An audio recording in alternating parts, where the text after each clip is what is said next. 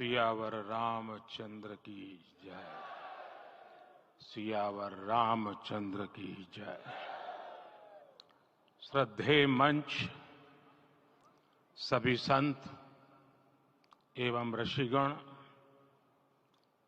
यहां उपस्थित और विश्व के कोने कोने में हम सबसे साथ जुड़े हुए सभी राम भक्त, आप सबको प्रणाम, आप सबको राम राम।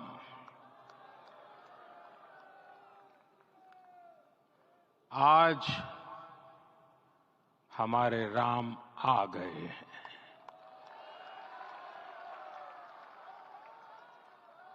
सदियों की प्रतीक्षा के बाद हमारे राम आ गए हैं। सदियों का अभूतपूर्व धैर्य, अनगिनत बलिदान, त्याग और तपस्या के बाद हमारे प्रभु राम आ गए हैं।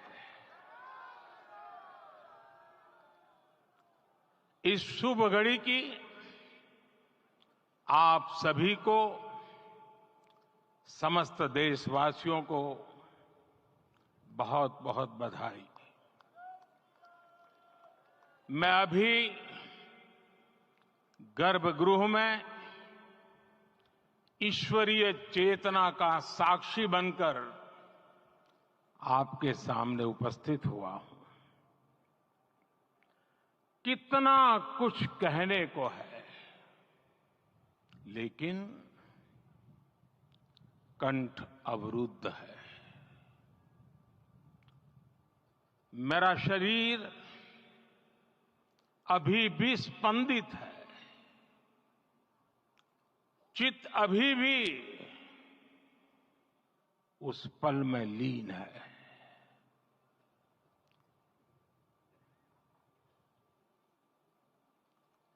हमारे रामलला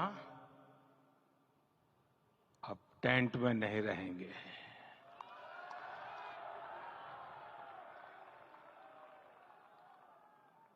हमारे रामलला अब इस दिव्य मंदिर में रहेंगे।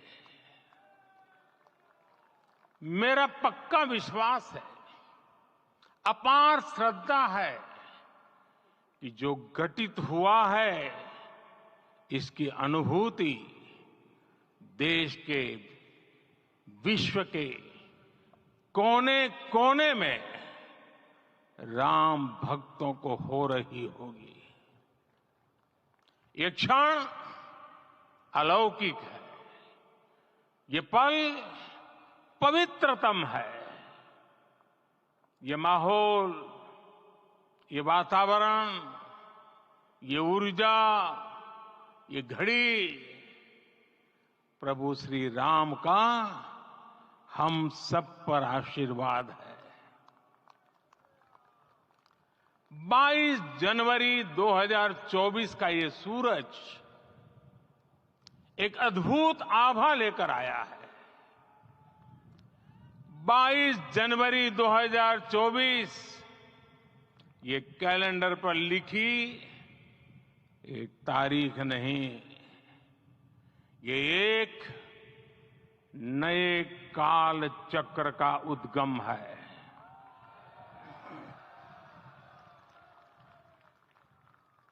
राम मंदिर के भूमि पूजन के बाद से प्रतिदिन पूरे देश में उमंग और उत्साह बढ़ता ही जा रहा था। निर्माण कार्य देख देशवासियों में हर दिन एक नया विश्वास पैदा हो रहा था। आज हमें सदियों के उस धैर्य की धरोहर मिली है। आज हमें श्री राम का मंदिर मिला है। गुलामी की मानसिकता को तोड़कर उठ खड़ा हो राष्ट्र। अतीत के हर दंश से हौसला लेता हुआ राष्ट्र ऐसे ही नव इतिहास का सृजन करता है। आज से 1000 साल बाद भी लोग आज की इस तारीख की, आज के इस पल की चर्चा करेंगे। और ये कितनी बड़ी राम कृपा है कि हम सब इस पल को जी रहे हैं, इसे साक्षात घटित होते देख रहे हैं।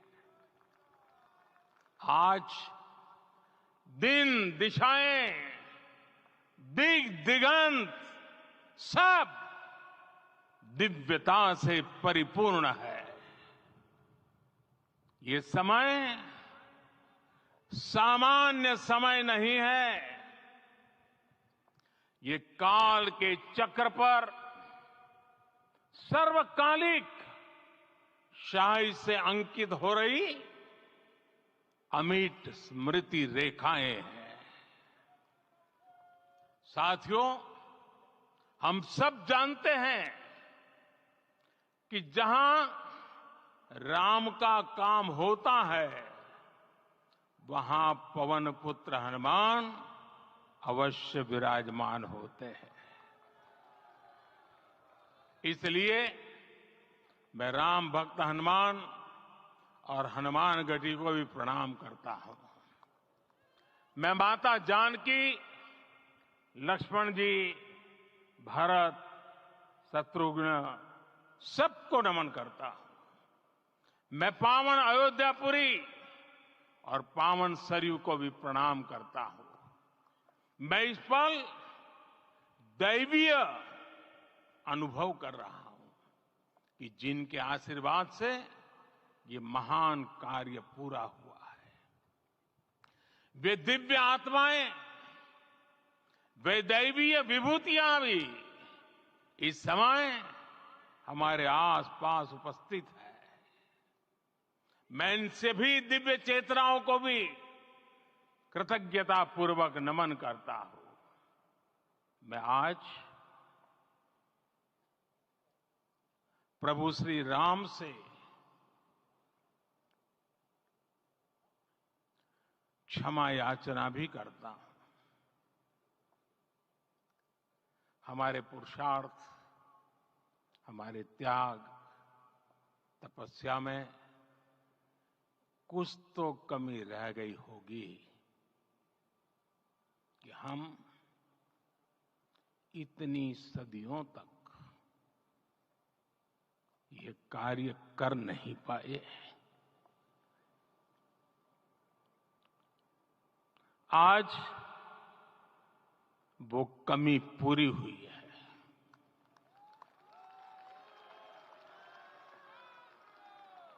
मुझे विश्वास है प्रभु राम आज हमें अवश्य क्षमा करेंगे। मेरे प्यारे देशवासियों, त्रेता में राम आगमन पर पूज्य संत तुलसीदास जी ने लिखा है, प्रभु बिलोकी हर से पुरबासी, जनित वियोग विपत्ति समनासी। अर्थात प्रभु का आगमन देकर ही सब अयोध्यावासी, समग्र देशवासी हर्ष से भर गए। लंबे वियोग से जो आपत्ति आई थी, उसका अंत हो गया। उस कालखंड में तो वो वियोग केवल 14 वर्षों का था। तब भी इतना असह्य था। इस युग में तो अयोध्या और देशवासियों ने सैकड़ों वर्षों का वियोग सहा है। हमारी कई कई पीढ़ियों ने वियोग सहा है। भारत के तो संविधान में उसकी पहली प्रति में भगवान राम विराजमान है। संविधान के अस्तित्व में आने के बाद भी दशकों तक प्रभु श्री राम के अस्तित्व को लेकर कानूनी लड़ाई चली। मैं आभार व्यक्त करूंगा भारत की न्यायपालिका का, जिसने न्याय की लाज रख ली।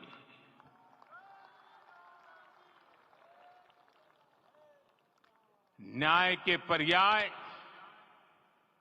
प्रभु राम का मंदिर भी न्यायबद्ध तरीके से ही बना। साथियों, आज गांव-गांव में एक साथ कीर्तन संकीर्तन हो रहे हैं। आज मंदिरों में उत्सव हो रहे हैं, स्वच्छता अभियान चलाए जा रहे हैं। पूरा देश आज दीपावली मना रहा है। आज शाम घर घर राम ज्योति प्रज्वलित करने की तैयारी है। कल मैं श्री राम के आशीर्वाद से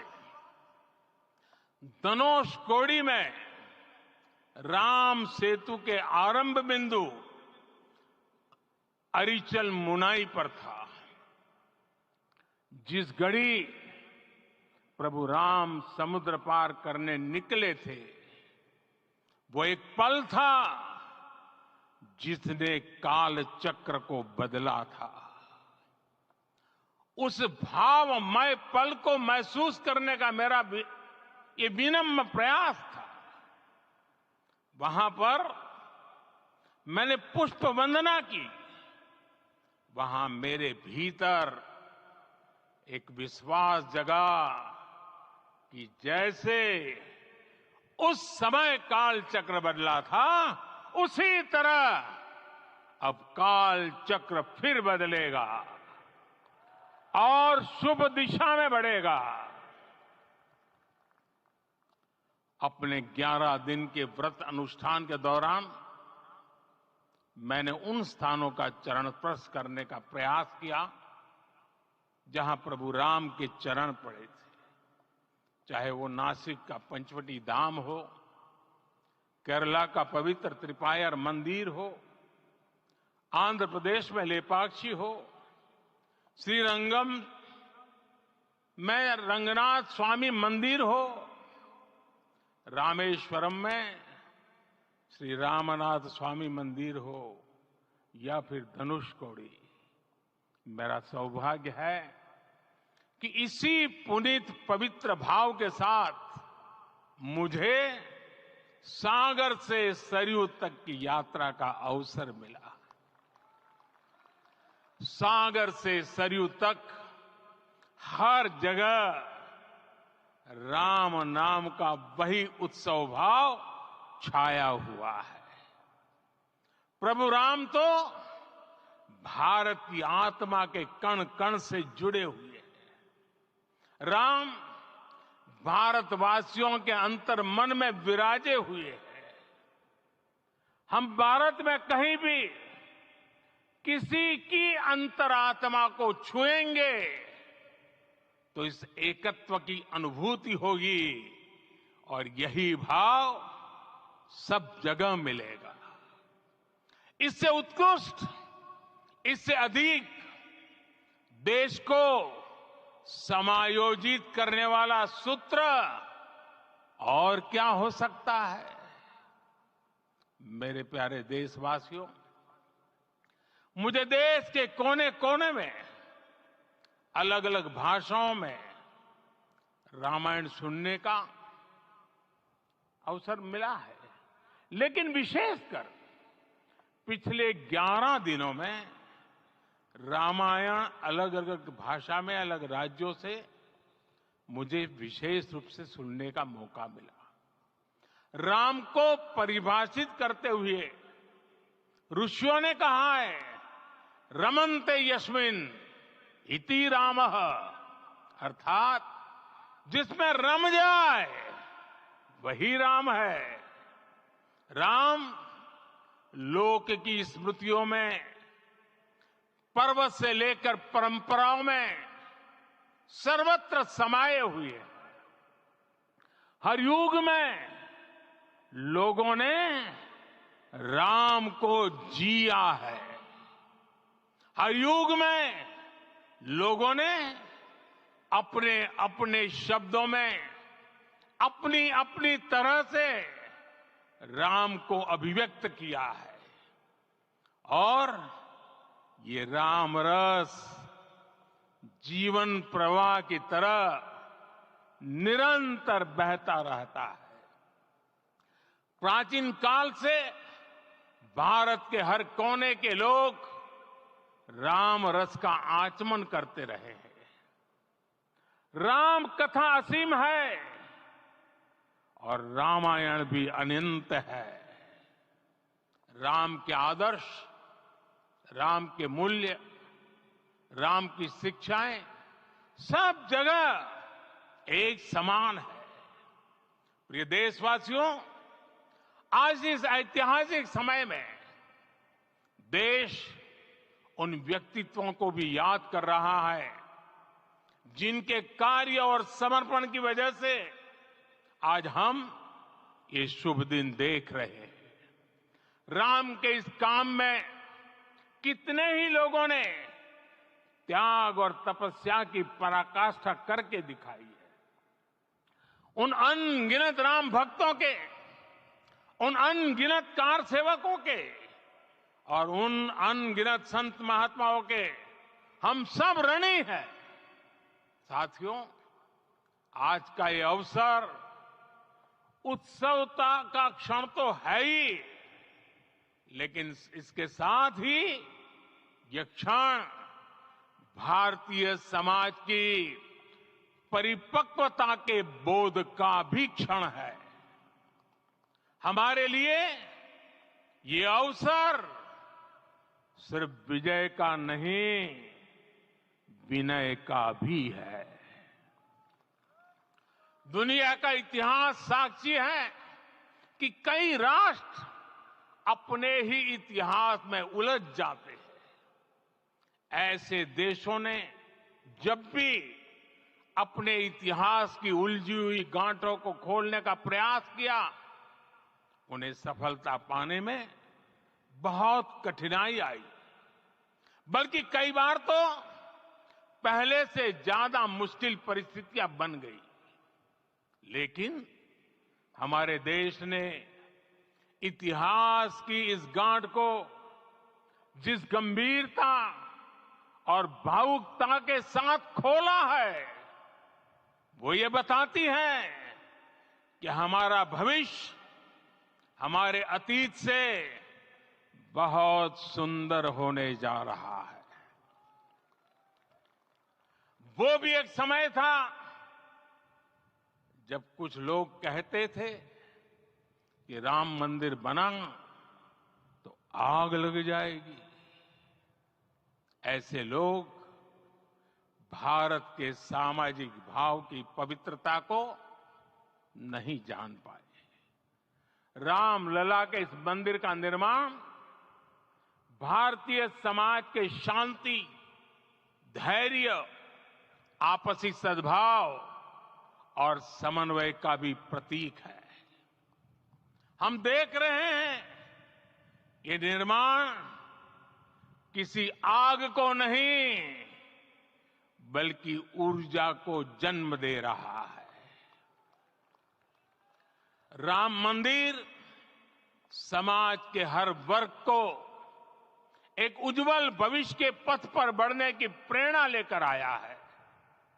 मैं आज उन लोगों से आह्वान करूंगा, आइए आप महसूस कीजिए, अपनी सोच पर पुनर्विचार कीजिए। राम आग नहीं है, राम ऊर्जा है। राम विवाद नहीं, राम समाधान है। राम सिर्फ हमारे नहीं है, राम तो सबके हैं। राम वर्तमान नहीं, सिर्फ वर्तमान ही नहीं, राम अनंत काल है। साथियों, आज जिस तरह राम मंदिर प्राण प्रतिष्ठा के इस आयोजन से पूरा विश्व जुड़ा हुआ है, उसमें राम की सर्वव्यापकता के दर्शन हो रहे हैं। जैसा उत्सव भारत में है, वैसा ही अनेक देशों में है। आज अयोध्या का यह उत्सव रामायण की उन वैश्विक परंपराओं का भी उत्सव बना है। रामलला की ये प्रतिष्ठा वसुधैव कुटुंबकम के विचार की भी प्रतिष्ठा है। साथियों, आज अयोध्या में केवल श्री राम के विग्रह रूप की प्राण प्रतिष्ठा नहीं हुई है, ये श्री राम के रूप में साक्षात भारतीय संस्कृति के प्रति अटूट विश्वास की भी प्राण प्रतिष्ठा है। ये साक्षात मानवीय मूल्यों और सर्वोच्च आदर्शों की भी प्राण प्रतिष्ठा है। इन मूल्यों की, इन आदर्शों की आवश्यकता आज संपूर्ण विश्व को है। सर्वे भवन्तु सुखिनः, ये संकल्प हम सदियों से दोहराते आए हैं। आज उसी संकल्प को राम मंदिर के रूप में साक्षात आकार मिला है। ये मंदिर मात्र एक देव मंदिर नहीं है, ये भारत की दृष्टि का, भारत के दर्शन का, भारत के दिग्दर्शन का मंदिर है। ये राम के रूप में राष्ट्र चेतना का मंदिर है। राम भारत की आस्था है, राम भारत का आधार है, राम भारत का विचार है, राम भारत का विधान है, राम भारत की चेतना है, राम भारत का चिंतन है, राम भारत की प्रतिष्ठा है, राम भारत का प्रताप है, राम प्रवाह है, राम प्रभाव है, राम नेति भी है, राम नीति भी है, राम नित्यता भी है, राम निरंतरता भी है, राम विभु है, विशद है, राम व्यापक है, विश्व है, विश्वात्मा है। और इसलिए जब राम की प्रतिष्ठा होती है तो उसका प्रभाव वर्षों या शताब्दियों तक ही नहीं होता, उसका प्रभाव हजारों वर्षों के लिए होता है। महर्षि वाल्मीकि ने कहा है, राज्यम 10 सहस्त्राणि प्राप्य वर्षाणि राघव, अर्थात राम 10,000 वर्षों के लिए राज्य पर प्रतिष्ठित हुए, यानी हजारों वर्षों के लिए राम राज्य स्थापित हुआ। जब त्रेता में राम आए थे तब हजारों वर्षों के लिए राम राज्य की स्थापना हुई थी। हजारों वर्षों तक राम विश्व पथ प्रदर्शन करते रहे थे। और इसलिए मेरे प्यारे देशवासियों, आज अयोध्या भूमि हम सभी से, प्रत्येक राम भक्त से, प्रत्येक भारतीय से कुछ सवाल कर रही है। श्री राम का भव्य मंदिर तो बन गया, अब आगे क्या? सदियों का इंतजार तो खत्म हो गया, अब आगे क्या? आज के इस अवसर पर जो दैवीय आत्माएं हमें आशीर्वाद देने के लिए उपस्थित हुई हैं, हमें देख रही हैं, उन्हें क्या हम ऐसे ही विदा करेंगे? नहीं, कदापि नहीं। आज मैं पूरे पवित्र मन से महसूस कर रहा हूं कि काल चक्र बदल रहा है। ये सुखद संयोग है कि हमारी पीढ़ी को एक कालजयी पथ के शिल्पकार के रूप में चुना गया है। 1000 वर्ष बाद की पीढ़ी राष्ट्र निर्माण के हमारे आज के कार्यों को याद करेगी। इसलिए मैं कहता हूं, यही समय है, सही समय है। हमें आज से इस पवित्र समय से अगले 1000 साल के भारत की नींव रखनी है। मंदिर निर्माण से आगे बढ़कर अब हमें सभी देशवासी यही इस पल से समर्थ, सक्षम, भव्य, दिव्य भारत के निर्माण की सौगंध लेते हैं।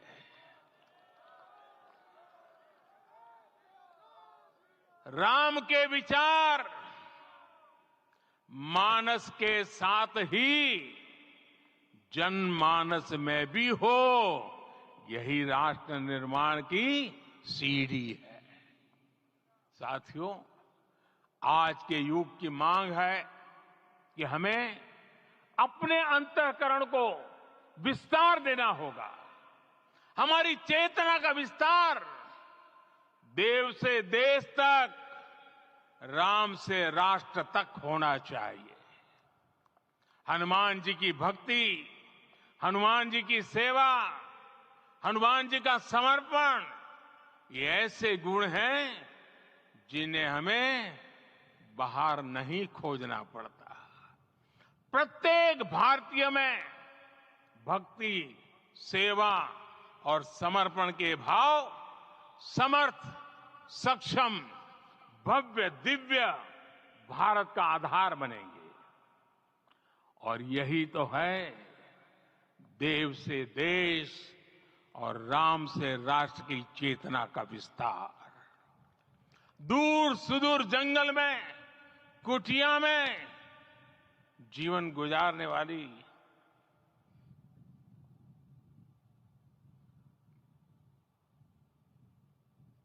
मेरी आदिवासी मां शबरी का ध्यान आते ही अप्रतिम विश्वास जागृत होता है। मां शबरी तो कब से कहती थी, राम आएंगे।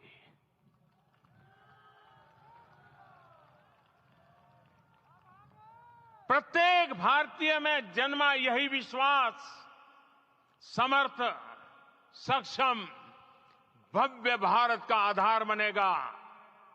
और यही तो है देव से देश और राम से राष्ट्र की चेतना का विस्तार। हम सब जानते हैं कि निषाद राज की मित्रता सभी बंधनों से परे है।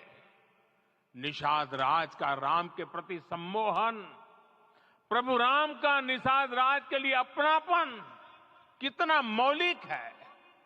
सब अपने हैं, सभी समान है। प्रत्येक भारतीय में अपनत्व की, बंधुत्व की ये भावना समर्थ, सक्षम, भव्य, दिव्य भारत का आधार बनेगी।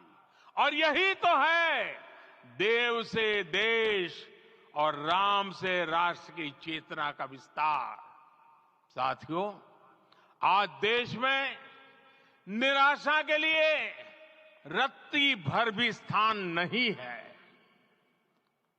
मैं तो बहुत सामान्य हूं, मैं तो बहुत छोटा हूं।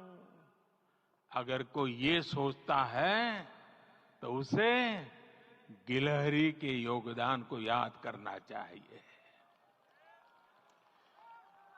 गिलहरी का स्मरण ही हमें हमारी इस हिचक को दूर करेगा, हमें सिखाएगा कि छोटे बड़े हर प्रयास की अपनी ताकत होती है, अपना योगदान होता है। और सबके प्रयास की यही भावना समर्थ, सक्षम, भव्य, दिव्य भारत का आधार बनेगी। और यही तो देव से देश और राम से राष्ट्र का, राष्ट्र की चेतना का विस्तार। साथियों, लंकापति रावण प्रकांड ज्ञानी थे, अपार शक्ति के धनी थे, लेकिन जटायु जी की मूल्य निष्ठा देखिए। वे महाबली रावण से भिड़ गए। उन्हें भी पता था कि वो रावण को परास्त नहीं कर पाएंगे, लेकिन फिर भी उन्होंने रावण को चुनौती दी। कर्तव्य की यही पराकाष्ठा समर्थ, सक्षम, भव्य, दिव्य भारत का आधार है। और यही तो है देव से देश और राम से राष्ट्र की चेतना का विस्तार। आइए हम संकल्प लें कि राष्ट्र निर्माण के लिए हम अपने जीवन का पल पल लगा देंगे। राम काज से राष्ट्र काज, समय का पल पल, शरीर का कण कण राम समर्पण को राष्ट्र समर्पण के ध्येय से जोड़ देंगे। मेरे देशवासियों, प्रभु श्री राम की हमारी पूजा विशेष होनी चाहिए। ये पूजा स्व से ऊपर उठ करके समष्टि के लिए होनी चाहिए। ये पूजा अहम से उठकर वयम के लिए होनी चाहिए।